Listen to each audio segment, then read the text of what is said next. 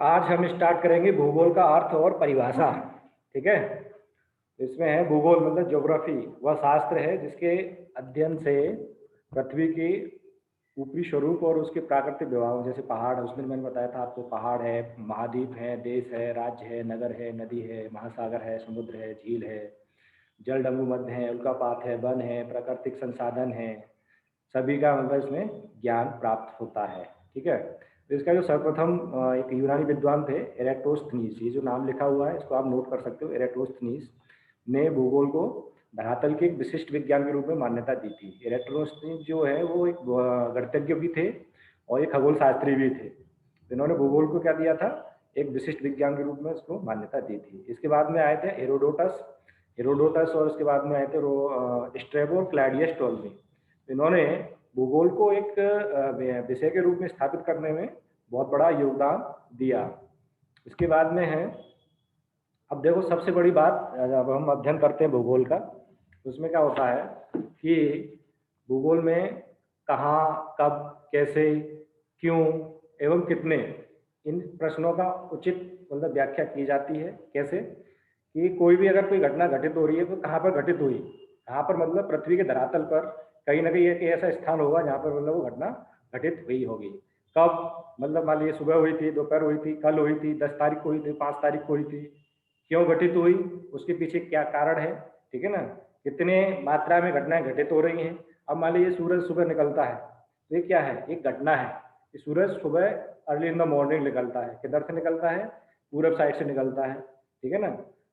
फिर उसके बाद में दोपहर होती है और दोपहर होने के बाद में फिर क्या होता है, शाम होती है। तो ये जैसे जैसे हम मतलब सुबह से लेकर शाम तक, शाम से लेकर सुबह तक जो भी चीज़ें होती हैं हमारे जीवन में, जो भी चीज़ें आती हैं, वो सब क्या है, घटनाएं हैं।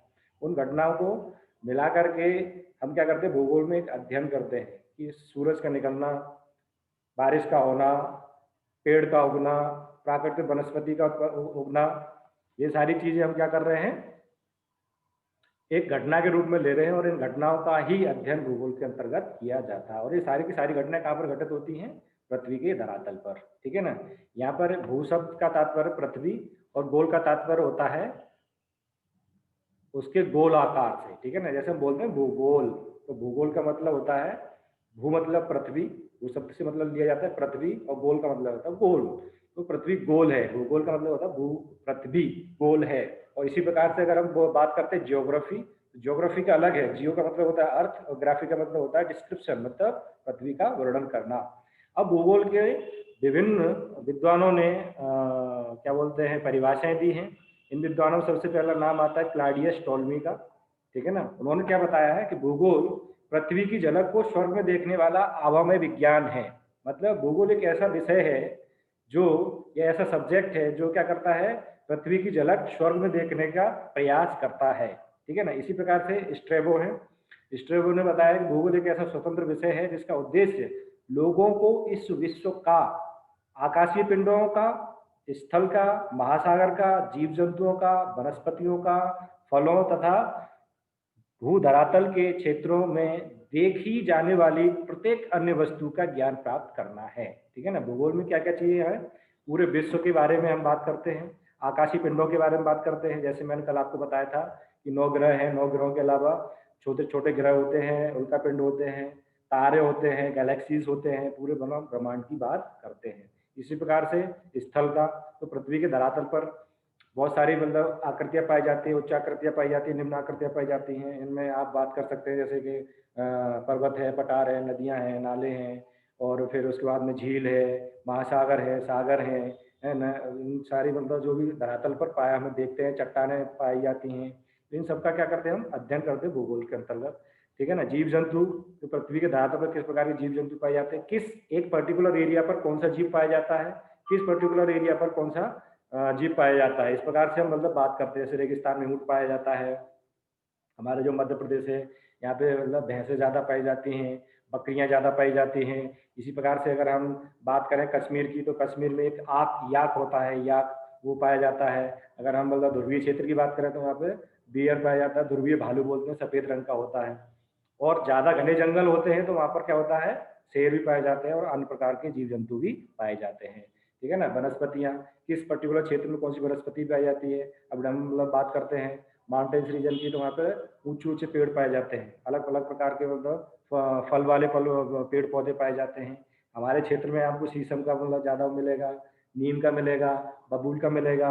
अगर हम रेगिस्तान में चले जाएँ तो हमें क्या मिलेगा, छोटी-छोटी बुशेस पाए जाते हैं, मतलब कटीली झाड़ियाँ पाई जाती हैं। तो इस प्रकार से हम क्या करते हैं कि पृथ्वी के धरातल पर जो भी चीज़ पाई जाती है उसका हम क्या करते हैं, अध्ययन करते हैं। इसी प्रकार से एक भूगोलवेत्ता हुए रिटर, उनके अनुसार क्या उन्होंने बताया है कि भूगोल में पृथ्वी तल का अध्ययन किया जाता है। क्या किया जाता है? पृथ्वी तल का अध्ययन किया जाता है, जो कि मानव का निवास ग्रह है। मतलब भूगोल में क्या करते हैं, भूगोल जो सब्जेक्ट है उसमें क्या है, पृथ्वी तल का अध्ययन किया जाता है, मतलब पृथ्वी पर जो धरातल है उसका अध्ययन किया जाता है, जो कि मानव का निवास ग्रह है। जाहिर सी बात है कि मनुष्य कहाँ पर निवास करता है, पृथ्वी पर ही निवास करता है।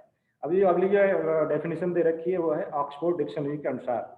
उसमें दे रखा है कि भूगोल वह विज्ञान है जो पृथ्वी के धरातल, उसके आकार, विभिन्न भौतिक आकृतियों, राजनीतिक खंडों, जलवायु तथा जनसंख्या आदि का विशद वर्णन करता है। तो यहाँ पे मतलब अलग अलग चीज़ों को अपन डिफाइन कर सकते हैं। जैसे ये है पृथ्वी का धरातल, तो पृथ्वी का धरातल मतलब हम बोलते हैं कि जैसे मान लीजिए पूरी संपूर्ण पृथ्वी की बात करें तो संपूर्ण पृथ्वी पर क्या है, 70% 71% मतलब जल से ढका हुआ क्षेत्र है, और 29% जो है उस पर स्थलखंड पाया जाता है। और उस स्थलखंड में भी क्या है, अनेक अनेक प्रकार के उच्चावच पाए जाते हैं। प्रथम प्रकार के उच्चावच हैं, द्वितीय प्रकार के उच्चावच हैं, तृतीय प्रकार के उच्चावच हैं। उनका आकार अलग अलग प्रकार का है, ठीक है ना। इसी प्रकार से विभिन्न भौतिक आकृतियां, भौतिक आकृतियों में यही सब आ जाता है, पर्वत है, पठार है, नदियां हैं और नाले हैं और आपके मैदान हैं, ठीक है ना। और समुद्री किनारे हैं, समुद्र आ जाते हैं। इस प्रकार की विभिन्न भौतिक आकृतियां होती हैं। फिर है आपका राजनीतिक खंड। तो पूरे विश्व को हमने पॉलिटिकली किस प्रकार से डिवाइड किया है। आपने सुना होगा कि हमारे पूरे विश्व में 7 बड़े महाद्वीप पाए जाते हैं, है ना। तो जो 7 बड़े महाद्वीप हैं उनको हमने कैसे किससे डिवाइड किया है, पॉलिटिकली डिवाइड किया है, ठीक है ना। इसी प्रकार से जलवायु, तो किस महाद्वीप में किस प्रकार की जलवायु पाई जाती है। जैसे हमारे भारत देश में देख लीजिए आप, जम्मू कश्मीर में ठंडी जलवायु पाई जाती है, रेगिस्तान में गर्म जलवायु पाई जाती है। और अगर हम साउथ की बात करें, मतलब दक्षिण का जो पठार है, तो उसमें क्या है, एक सम जलवायु पाई जाती है, न ज़्यादा गर्म न ज़्यादा ठंडा, ठीक है ना। इसी प्रकार से जनसंख्या, तो जनसंख्या किस क्षेत्र में ज़्यादा निवास करती है और किस क्षेत्र में कम निवास करती है। और ज़्यादा निवास करती है तो उसके पीछे क्या कारण है, और कम निवास करती है तो उसके पीछे क्या कारण है, ठीक है ना। इसको हम करते हैं इसी प्रकार से।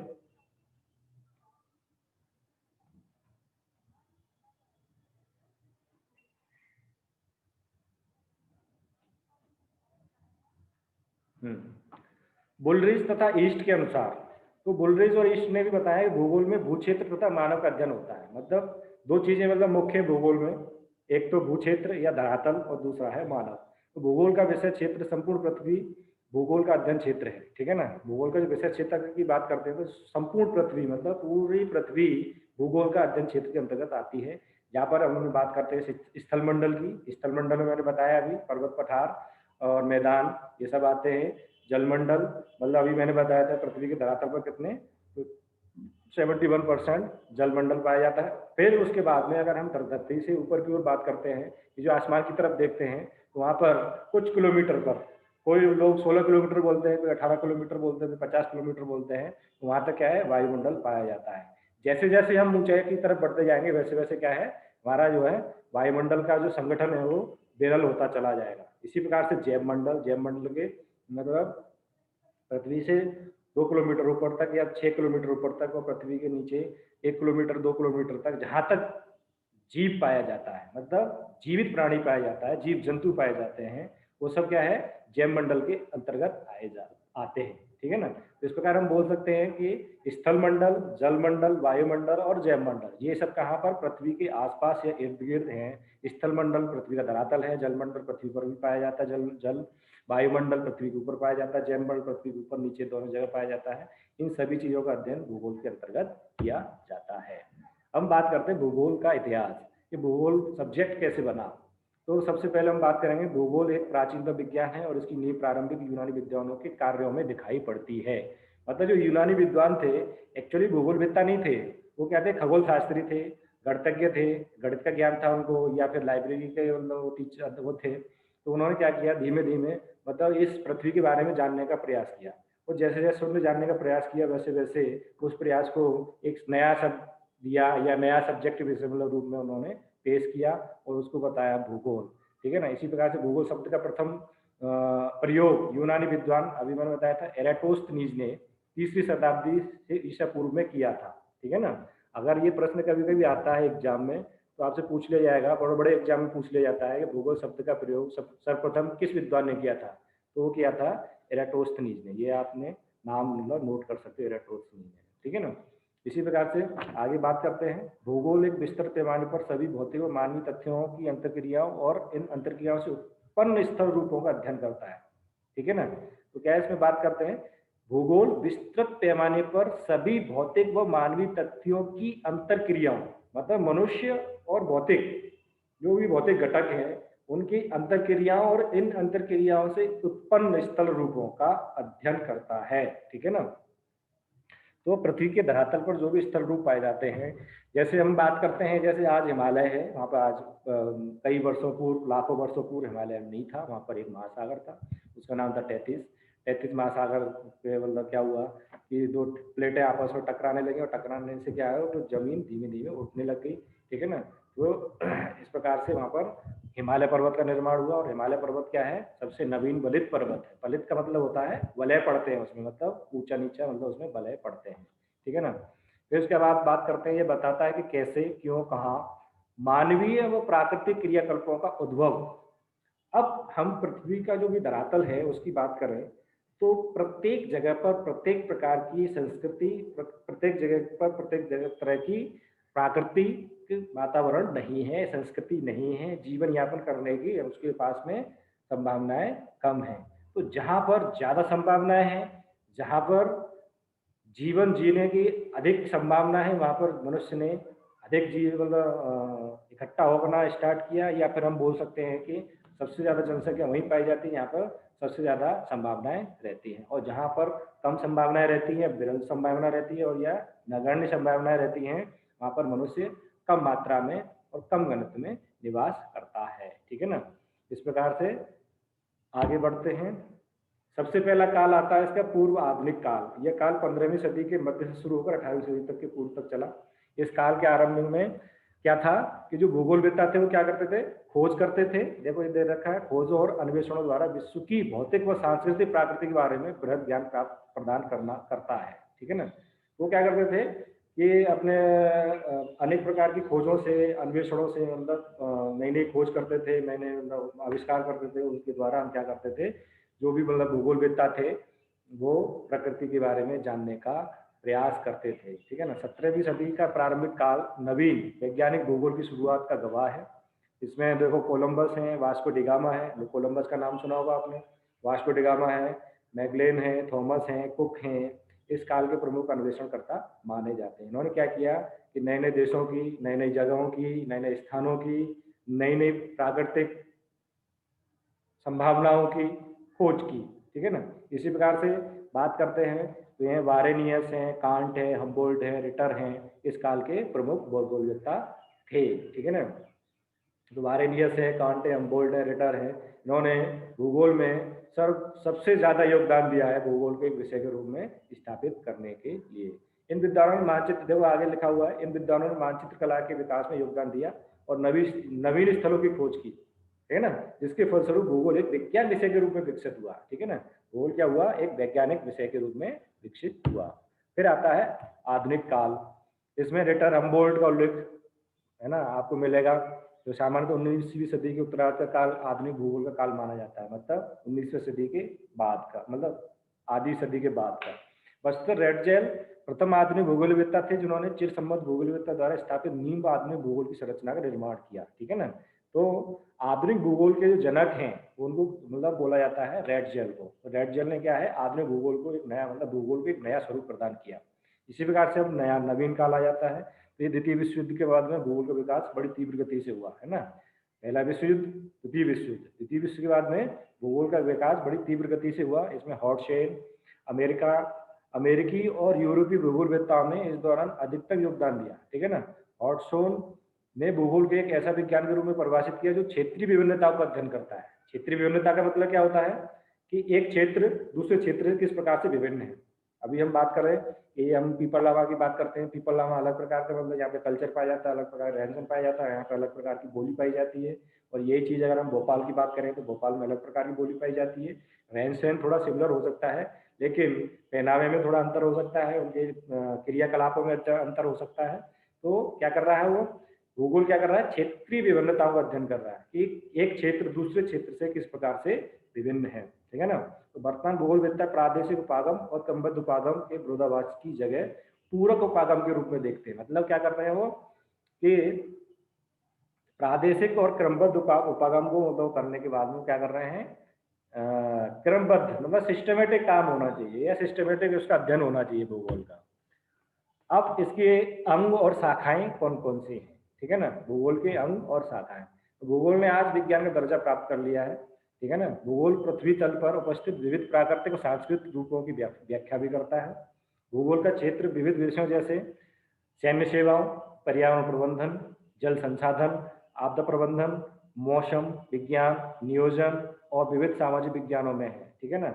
हम ये नहीं कह रहे कि भूगोल भूगोल की तरह ही अध्ययन किया जाता है। भूगोल में क्या है, हम सैन्य विज्ञान का भी अध्ययन करते हैं, पर्यावरण अध्ययन का प्रबंधन, कि आजकल पर्यावरण को बहुत सारी हानि हो रही है, ऑक्सीजन की मात्रा कम होती जा रही है, CO2 बढ़ता जा रहा है, ग्लोबल वार्मिंग बढ़ती जा रही है, अनेक प्रकार की बीमारियां महामारियां पैदा हो रही हैं। आजकल देखो अभी कोरोना चल रहा है, तो कोरोना के फैलने की सबसे बड़ी वजह क्या है, ये भी भूगोल के अंतर्गत अध्ययन किया जाता है या किया जा रहा है।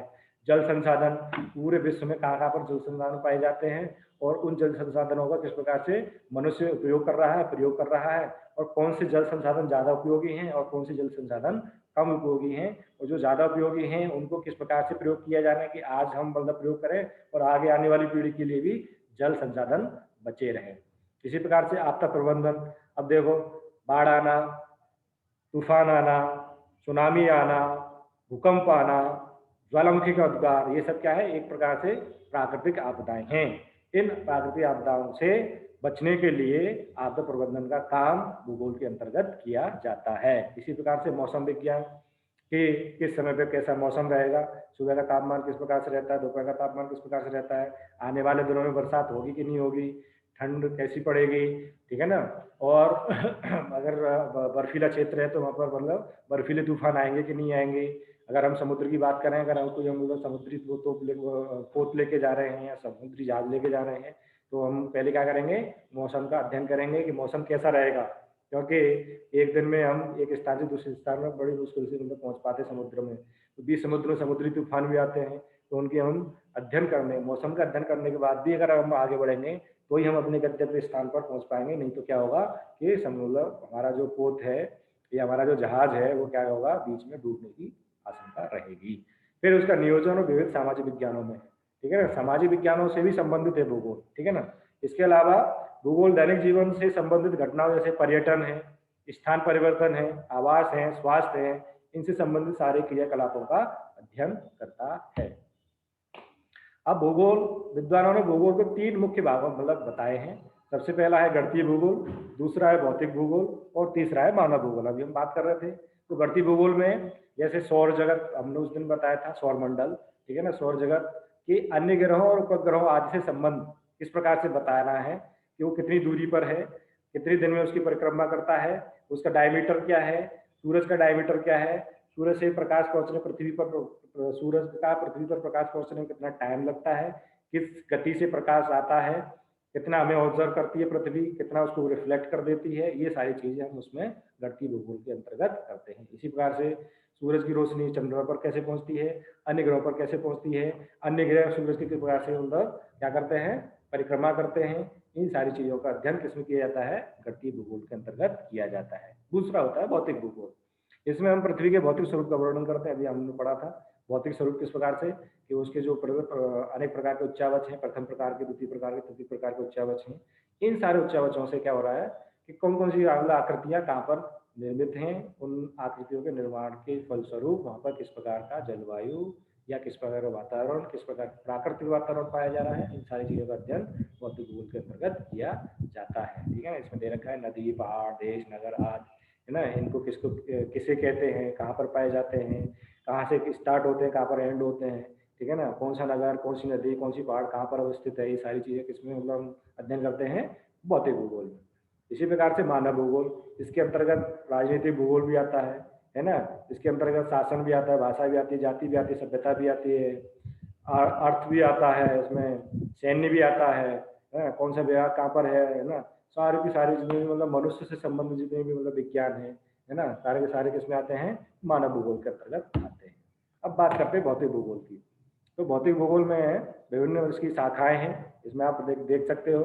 शास्त्रीय अंग है स्थलाकृति, हिमक्रिया विज्ञान, तटीय स्थल, भूस्पंदन शास्त्र, समुद्र विज्ञान, वायु विज्ञान, मृत्तिका विज्ञान, जीव विज्ञान, चिकित्सा भूगोल, प्रलिपि शास्त्र आदि है। ठीक है ना। भूगोल भौतिक भूगोल की ही एक शाखा है, उसको बोलते हैं भूआकृति यानी स्थलाकृति विज्ञान। ठीक है ना। तो स्थलाकृति विज्ञान ही भौतिक भूगोल की ही शाखा है, जिसमें देखो बताया है पृथ्वी पर क्या है, 7 महाद्वीप हैं। इसमें एशिया है, यूरोप है, अफ्रीका है, उत्तरी अमेरिका है, दक्षिण अमेरिका है, ऑस्ट्रेलिया है और अंटार्कटिका है। ये प्रश्न पूछ लिया जाता है कि हमारी पृथ्वी पर कितने महाद्वीप पाए जाते हैं, तो आपको कितना बताना है, 7। इसमें क्या है, एशिया है, यूरोप है, अफ्रीका है, उत्तरी अमेरिका है, दक्षिण अमेरिका है, ऑस्ट्रेलिया है और अंटार्कटिका है। इसी प्रकार से पृथ्वी पर 5 बड़े महासागर पाए जाते हैं, उसमें अटलांटिक महासागर है, हिंद महासागर है, प्रशांत महासागर है, आर्कटिक महासागर है और दक्षिणी महासागर है। ठीक है ना। लेकिन मुख्य इसमें 4 ही है, अटलांटिक, हिंद महासागर, प्रशांत महासागर और आर्कटिक महासागर। इसमें सबसे बड़ा जो है वो है प्रशांत महासागर। इसी प्रकार से महाद्वीप की बात करें तो इसमें जो क्षेत्रफल के हिसाब से सबसे बड़ा जो है वो एशिया महाद्वीप है, क्षेत्रफल के हिसाब से भी और जनसंख्या के हिसाब से भी। इसी भौतिक भूगोल में आता है महासागरीय विज्ञान, इसको बोलते हैं इंग्लिश में ओशियोनोग्राफी। इसमें ज्वार भाटा किस प्रकार से आता है, लवणता कैसी पाई जाती है मतलब महासागर के पानी में, इस प्रकार से खारा पानी क्यों पाया जाता है, कहाँ पे ज़्यादा खारा पानी पाया जाता है, कहाँ पर कम खारा पानी पाया जाता है, समुद्र का जो मतलब धरातल है या मतलब तली है वो किस प्रकार का, उसमें क्या है, अरे क्या बोलते हैं, उच्चावच किस प्रकार का है। इसी प्रकार से महासागरीय तरंगें किस प्रकार से मतलब उत्पन्न होती हैं, लहरें किस प्रकार से चलती हैं, लहरों में मतलब सुनामी किस प्रकार से आता है ना। और फिर एक स्थान से दूसरे स्थान पर मतलब मूव करता है पानी, तो उसमें डिपोजिशन होता है, निक्षेप होता है, तो महासागरीय निक्षेप किस प्रकार से मतलब अलग अलग प्रकार के निक्षेप करता है, उससे कौन कौन सी आकृतियां मतलब पानी के अंतर बनती हैं, महासागरों के अंतर्गत बनती हैं। इसी प्रकार से हमारा जलवायु विज्ञान है, जलवायु विज्ञान में वायुमंडल है, ऋतु है, तापमान है, गर्मी है, उष्णता है, क्षय है, ऊष्मा है, आर्द्रता है, ये सारी चीजें इसमें सम्मिलित की जाती हैं। मानव भूगोल, मानव भूगोल भी भूगोल की वह शाखा है जो मानव समाज के क्रियाकलापों और उसके परिणामों से बने भौगोलिक प्रतिरूपों का अध्ययन करता है। ठीक है ना। इसके अंतर्गत मानव के राजनीतिक, सांस्कृतिक और सामाजिक तथा आर्थिक पहलू आते हैं।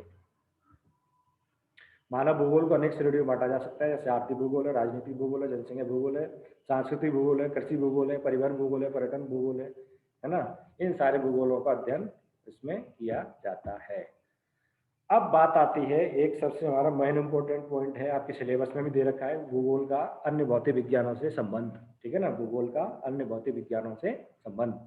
ठीक है ना। तो इनमें सबसे पहले भूगोल और गणित। ठीक है ना। अभी हमने बात की थी कि गणितीय भूगोल में क्या किया जाता है, विभिन्न प्रकार के जो हमारे वो हैं क्या बोलते हैं, नक्षत्र हैं, ग्रह हैं, इनका मतलब डायमीटर क्या है, ड्यूरेशन क्या है, एक मतलब किस प्रकार से वो एक परिक्रमा करने में कितना टाइम लगता है, इन सारी चीज़ों का गणितीय भूगोल में अध्ययन किया जाता है। तो भूगोल की प्राय सभी शाखा, विशेष रूप से भौतिक भूगोल की शाखाओं में तथ्यों विश्लेषण में गणितीय विधियों का प्रयोग किया जाता है। ठीक है ना। तो गणितीय कैलकुलेशन किया जाता है, मैथमेटिक कैलकुलेशन किया जाता है, इसलिए गणित का और भूगोल का पास का संबंध है। अब दूसरा है भूगोल और खगोल विज्ञान। ठीक है ना, ये दे रखा है ज्योग्राफी एंड एस्ट्रोनॉमी। अब खगोल विज्ञान में आकाशीय पिंडों का वैज्ञानिक अध्ययन किया जाता है। ठीक है ना। इसमें सूर्य है, चंद्रमा है, धूमकेतु आदि का प्रत्यक्ष प्रभाव पृथ्वी पर, सूर्य पर, या सूर्य का पृथ्वी पर, या चंद्रमा का पृथ्वी पर, या पृथ्वी का चंद्रमा पर, इस प्रकार से एक दूसरे को प्रत्यक्ष और अप्रत्यक्ष रूप से मतलब प्रभावित कर रहे हैं। इन सारी चीजों का अध्ययन किसमें किया जाता है, खगोल विज्ञान में किया जाता है। और भूगोल में सौरमंडल, सूर्य का अपने आवासीय पथ पर गमन, पृथ्वी की दैनिक और वार्षिक गतिविधियों, उसके परिणाम स्वरूप होने वाले परिवर्तन, दिन रात, ऋतु परिवर्तन, चंद्रकला, सूर्य ग्रहण, चंद्र ग्रहण है ना आदि का अध्ययन किया जाता है किसमें, भूगोल में। और पृथ्वी भूतल पर धरातल आकाशीय पिंडों का जो अध्ययन कौन कर रहा है, खगोल विज्ञान। तो इन तत्वों और घटनाओं का मौलिक अध्ययन खगोल विज्ञान में किया जाता है ना। जो भूगोल का अध्ययन कर रहा है वही खगोल विज्ञान अध्ययन कर रहा है। इस प्रकार से हम कह सकते हैं कि खगोल विज्ञान से भूगोल का घनिष्ठ का संबंध परिचित होता है या घनिष्ठ संबंध है। अगला है भूगोल और भूविज्ञान, है ना, ज्योग्राफी एंड जियोलॉजी। अब जियोलॉजी में क्या होता है कि भूविज्ञान के पृथ्वी के संगठन, संरचना तथा इतिहास के वैज्ञानिक अध्ययन से संबंधित है। ठीक है ना, क्या है, पृथ्वी के संगठन मतलब किस प्रकार से संगठन है, संरचना पृथ्वी की संरचना, उसका इतिहास मतलब पृथ्वी की उत्पत्ति कब हुई थी, हिस्ट्री, है ना, इससे रिलेटेड जो साइंटिफिक जो भी मतलब स्टडीज की जाती है वो सब किसमें की जाती हैं, जियोलॉजी में, है ना। और इसके अंदर पदार्थों भूतल पर क्रियाशील शक्तियां तथा उसे उत्पन्न संरचना मतलब पृथ्वी के धरातल पर कौन कौन से बल काम कर रहे हैं, फोर्स, उस फोर्स से कौन सी घटना घटित होती है और उस घटना घटित होने से कौन सी नई संरचना का निर्माण होता है। ठीक है ना। भूपटल पर अनेक प्रकार की चट्टानें पाई जाती हैं, उनका वितरण पाया जाता है, भूवैज्ञानिक कालों को अलग अलग प्रकार से उसमें अध्ययन किया जाता है। ये सब किसमें होता है, जियोलॉजी में। और भूगोल में क्या होता है, भूगोल में भी स्थल रूपों के विश्लेषण में भूविज्ञान सिद्धांत तथा साक्ष्यों का सहारा लिया जाता है। इस प्रकार भौतिक भूगोल विशिष्ट भूआकृति विज्ञान जियोमॉर्फोलॉजी का भूविज्ञान से अत्यंत घनिष्ठ का संबंध है। ठीक, अब है भूगोल और मौसम विज्ञान। तो अभी मैंने बात बताई थी आपको कि भूतल को प्रभावित करने वाले भौगोलिक कारकों में जलवायु सर्वाधिक प्रभावशाली है। ठीक है ना, जहाँ पर अच्छी जलवायु पाई जाती है मनुष्य वहीं पर निवास करता है। जहाँ पर ज़्यादा खतरनाक जलवायु पाई जाती है, बोल सकते हैं कि विरल जलवायु पाई जाती है, या फिर मतलब अनुकूल जलवायु नहीं पाई जाती, वहाँ पर लोग क्या करते हैं, कम निवास करते हैं, और जहाँ पर अनुकूल जलवायु पाई जाती है वहाँ पर निवास ज़्यादा करते हैं। तो भूगोल में भी अब ऐसे मौसम विज्ञान में वायुमंडल, उसके किस प्रकार से घटित होने वाली अनेक प्रकार की भौतिक प्रक्रम है ना, स्थल मंडल, जलमंडल, विभिन्न प्रकार के प्रक्रम है। इसके अंतर्गत आता है आपका वायुदाब आता है, तापमान आता है, पवन आते हैं, हवाएं कौन कौन सी किस प्रकार से चलती हैं, आर्द्रता आती है, वर्षा होती है, मेघाच्छादन होता है, सूर्य का प्रकाश आदि का अध्ययन किया जाता है। अब मौसम विज्ञान के इन तत्वों का विश्लेषण भूगोल में भी किया जाता है। ठीक है ना, इस प्रकार से भूगोल और मौसम विज्ञान एक दूसरे से संबंधित हैं। अब आती है बात भूगोल और हाइड्रोलॉजी की, मतलब जल विज्ञान की। ठीक है ना, जल विज्ञान में क्या है कि जल का अन्वेषण, प्रयोग, नियंत्रण, संरक्षण आदि भी समाहित होता है किसमें, भूगोल जल विज्ञान में। और महासागर से संबंधित अभी हमने बात करी थी कि भूगोल में महासागर मतलब ओशिनोग्राफी का भी अध्ययन किया जाता है। इसी प्रकार से महासागरीय जल, पशुओं पीने का जल, फसलों की सिंचाई के लिए जल, कारखानों में मतलब प्रयोग होने वाला जल, जल से मतलब बिजली बनाने के लिए, जल से परिवहन, मत्स्य, है ना, किस प्रकार से मतलब अलग अलग जगह पर मतलब मछली पकड़ी जाती है, इन सारी चीज़ों का अध्ययन भी मतलब इसमें किया जाता है, ओशिनोग्राफी में किया जाता है। तो भूगोल और ओशिनोग्राफी मतलब ओशियन कहाँ पर पाए जाते हैं, पृथ्वी के धरातल पर, और पृथ्वी का धरातल का अध्ययन कौन करता है, भूगोल करता है। तो भूगोल इटसेल्फ है, और हाइड्रोलॉजी साइंस या अपन बोल सकते हैं ओशिनोग्राफी में मतलब जल का अध्ययन किया जाता है, और भूगोल में भी जल का अध्ययन किया जाता है। अगली बात हम करते हैं भूगोल और मृदा विज्ञान। मृदा विज्ञान क्या होती है, पेडोलॉजी। ठीक है ना, भूगोल में भी अनेक प्रकार की मिट्टियों का अध्ययन किया जाता है, क्या किस क्षेत्र में मतलब मिट्टियों का वितरण का अध्ययन किया जाता है, और मृदा विज्ञान में मिट्टियों के निर्माण का, संरचना का अध्ययन किया जाता है। इस प्रकार से भूगोल और मृदा विज्ञान एक दूसरे से संबंधित हैं। भूगोल और वनस्पति विज्ञान, है ना, भूगोल में भी प्राकृतिक वनस्पति का अध्ययन किया जाता है, कौन कौन सी प्राकृतिक वनस्पति किस किस क्षेत्र में पाई जाती है, और वनस्पति शास्त्र में भी प्राकृतिक वनस्पतियों के स्थानिक वितरण और विशेषता पर अधिक मतलब अध्ययन किया जाता है। किस प्रकार से उत्पत्ति होती है, किस प्रकार से उनके जीवन की उत्पत्ति होती है, किस प्रकार से उनका कितना लंबा जीवन रहता है, इन सारी चीज़ों का अध्ययन किसमें किया जाता है, वनस्पति शास्त्र में किया जाता है। और वितरण का अध्ययन भूगोल में किया जाता है। इस प्रकार से भूगोल और वनस्पति शास्त्र एक दूसरे से संबंधित हैं। अब भूगोल और जंतु विज्ञान की बात करते हैं। जंतु विज्ञान मतलब प्राणी शास्त्र, है ना, पृथ्वी पर जितने भी प्राणी पाए जाते हैं सबका अध्ययन भूगोल के अंतर्गत किया जाता है। इसी प्रकार से जंतु विज्ञान में भी मनुष्य जंतुओं से संबंधित अध्ययन किया जाता है ना, कौन सा पशु मनुष्य के लिए उपयोगी है, कौन सा पशु मतलब मनुष्य के लिए उपयोगी नहीं है, किससे दूध निकलेगा, किससे मांस निकलेगा, किससे ऊन निकलेगा, किससे चमड़ा निकलेगा, ये सारी चीज़ें मनुष्य के विवेक के ऊपर होता है। ठीक है ना, लेकिन जंतु विज्ञान में सभी समस्त जंतु, जीव जंतु मतलब जंतुओं का अध्ययन किया जाता है, और उन जंतुओं की अनेक प्रकार की कहाँ कहाँ पर मतलब वितरण पाया जाता है, इन सब सारी चीज़ों का अध्ययन भूगोल में किया जाता है। तो इस प्रकार हम कह सकते हैं कि जंतु विज्ञान और भूगोल दोनों आपस में घनिष्ठ संबंधित हैं। अब बात करते हैं हमारी भूगोल के सामाजिक विज्ञानों से संबंध। ठीक है ना, अभी हम बात कर रहे थे भौतिक विज्ञानों की। ठीक है ना, अब हम बात करेंगे सामाजिक विज्ञान। तो सबसे पहला है भूगोल और अर्थशास्त्र। ठीक है ना, भूगोल और अर्थशास्त्र। अब अर्थशास्त्र में क्या है, भोजन वस्त्र आश्रय मनुष्य की प्राथमिक आवश्यकता है ना, वही पहली रोटी कपड़ा और मकान है जो किसी भी देश या काल या परिस्थिति में प्रति व्यक्ति के लिए अनिवार्य होती है। तीन चीजें मुख्य रूप से अनिवार्य होती हैं, रोटी कपड़ा और मकान। इन चीजों का अध्ययन किसमें किया जाता है, अर्थशास्त्र में किया जाता है। इसके साथ ही मानव समूह अन्य सामाजिक आर्थिक और राजनीतिक क्रियाएं है ना जो भी आवश्यकता होती है वो अर्थव्यवस्था पर ही आधारित होती हैं। आज भी आप देख लो कि आपको अगर अच्छे कपड़े चाहिए तो उसके लिए आपके पास पैसा होना चाहिए, और पैसा कमाने के लिए आपको क्या करना है, या तो अपने घर का अनाज बेचना है या फिर आपको मतलब काम करके पैसा कमाना है, तभी आपको एक नया कपड़ा मिल सकता है। आपको खाने के लिए भी अगर भोजन चाहिए तो खेत में अन्न हो जाएगा, लेकिन बाकी की जो चीज़ें हैं, सब्जी है, मसाले हैं, तेल है, ये सारी चीज़ें आपको बाजार से खरीदनी पड़ेगी, और उसके लिए आपके पास में क्या होना चाहिए, पैसा होना चाहिए। और ये पैसा अगर होगा तभी आप मतलब ये चीज़ें खरीद सकते हैं। तो ये सारी चीज़ें किससे रिलेटेड हैं, अर्थशास्त्र से। और अर्थशास्त्र है ना कि एक जो शाखा है उसमें जन समुदाय आता है, मतलब मनुष्य आता है। मनुष्य का अध्ययन किसमें किया जाता है, मानव भूगोल में किया जाता है। और मनुष्य से संबंधित जो अर्थशास्त्र है वो आर्थिक क्रियाओं का अध्ययन कर रहा है। इसमें सबसे लास्ट की जो लाइन लिखी हुई है देख सकते हैं कि विविध आर्थिक पक्षों स्थानिक अध्ययन में, पक्षों का स्थानिक अध्ययन भूगोल की एक विशिष्ट शाखा, मतलब आर्थिक भूगोल क्या है। अर्थशास्त्र एक अलग सब्जेक्ट है, लेकिन भूगोल में आर्थिक भूगोल पढ़ा जाता है, उसमें हम मनुष्य की आर्थिक क्रियाओं का अध्ययन करते हैं। अगला है भूगोल और समाजशास्त्र। समाजशास्त्र अभी आप पढ़ रहे हो, ठीक है ना। समाजशास्त्र में क्या है, मनुष्य के सामाजिक जीवन, उसका व्यवहार, सामाजिक क्रिया का अध्ययन, जिसमें मानव समाज की उत्पत्ति, विकास, संरचना, सामाजिक संस्थाओं का अध्ययन सम्मिलित होता है, ठीक है ना। मतलब समाज से रिलेटेड जितने भी क्रियाकलाप हैं, संस्कृति है, रीति रिवाज है, धर्म है, संस्कृति है, इन सारी चीज़ों का अध्ययन किया जाता है किसके अंतर्गत, समाजशास्त्र के अंतर्गत। उन्हीं रीति रिवाजों का, परंपराओं का है ना, जो भी नियम हैं वो किस में होते हैं, भौगोलिक, मतलब क्या है, भौगोलिक पर्यावरण का उन पर क्या होता है, प्रभाव पड़ता है। जैसे जैसे हम मतलब स्थान परिवर्तन कर रहे हैं, एक स्थान से दूसरे स्थान पर जा रहे हैं, वहाँ पर संस्कृति अलग है, वहाँ की बोली अलग है, वहाँ का रहन सहन अलग है। वैसे जातियों में भी है, जनजातियाँ अलग प्रकार का मतलब पहनावा पहनती हैं, ऊंची जाति अलग प्रकार का पहनावा पहनती हैं। अन्य जो मतलब सभ्य लोग हैं, जिनको बोलते हैं, अपने आप को सभ्य बोलते हैं, जो कि शहर में रहते हैं, उनका पहनावा खान पीन अलग प्रकार का रहता है। इन सारी चीज़ों का अध्ययन भूगोल के अंतर्गत किया जाता है। इस प्रकार से समाजशास्त्र और भौगोलिक दोनों आपस में क्या है, संबंधित है। अगला है भूगोल और इतिहास। कोई भी घटना घटित होती है, मतलब सुबह सूरज निकला, इसका मतलब सुबह निकला का मतलब ये इतिहास बन गया कि अंदर सुबह सूरज निकला।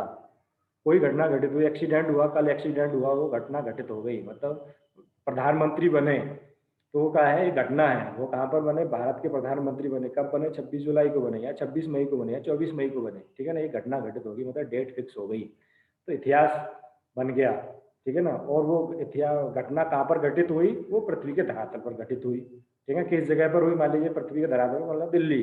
दिल्ली मतलब कहाँ पर आता है, भारत में आता है।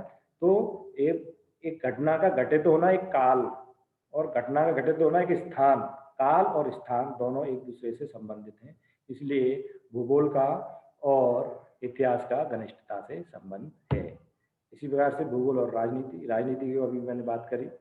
अनेक प्रकार की जो राजनीतिक सीमाएं, कटक, भूभाग, संसाधन, सीमा विस्तार करना है या नहीं करना है, किस प्रकार से लोग लड़ाइयाँ करते थे पिछले उसमें, है ना। इन सारी चीज़ों का अध्ययन किया जाता है किसमें, राजनीति में।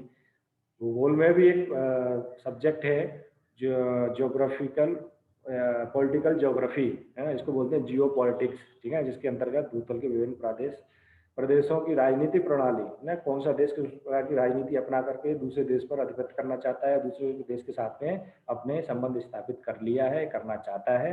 इन सारी चीज़ों का अध्ययन किसमें किया जाता है, भूगोल में किया जाता है। इस प्रकार से पॉलिटिकल साइंस और भूगोल भी एक दूसरे से संबंधित हैं, ठीक है ना। अब बात आती है भूगोल और जनांकिकी, ज्योग्राफी एंड डेमोग्राफी। जनांकिकी क्या होती है, जनसंख्या भूगोल, ठीक है ना। जनसंख्या का आकार, संरचना, विकास, परिणात्मक अध्ययन, इन सारी चीज़ों का अध्ययन किसमें किया जाता है, डेमोग्राफी में किया जाता है। आंकड़े एकत्रित करना, उनका वर्गीकरण करना कि पुरुष कितने हैं, स्त्री कितनी है, किस धर्म की स्त्री ज़्यादा है, किस धर्म की स्त्री कम है, किस धर्म के पुरुष ज़्यादा है, किस धर्म के पुरुष कम है, कितने मतलब लोग काम करते हैं, कितने लोग नौकरी करते हैं, कितने कृषि करते हैं। इन सारी चीज़ों का वर्गीकरण किसमें किया जाता है, जनांकिकी भूगोल में, मतलब जनांकिकी सब्जेक्ट में किया जाता है या डेमोग्राफी में किया जाता है। भूगोल में भी जनसंख्या का अध्ययन किया जाता है कि जनसंख्या का कहाँ कहाँ पर ज़्यादा जनसंख्या पाई जाती है, कहाँ पर कम जनसंख्या पाई जाती है, कहाँ पर जनघनत्व ज़्यादा पाया जाता है, कहाँ पर जनघनत्व कम पाया जाता है। इन सारी चीज़ों का अध्ययन भूगोल में अंतर्गत किया जाता है। इस प्रकार से डेमोग्राफी एंड ज्योग्राफी दोनों एक दूसरे से संबंधित हैं। धन्यवाद। मैं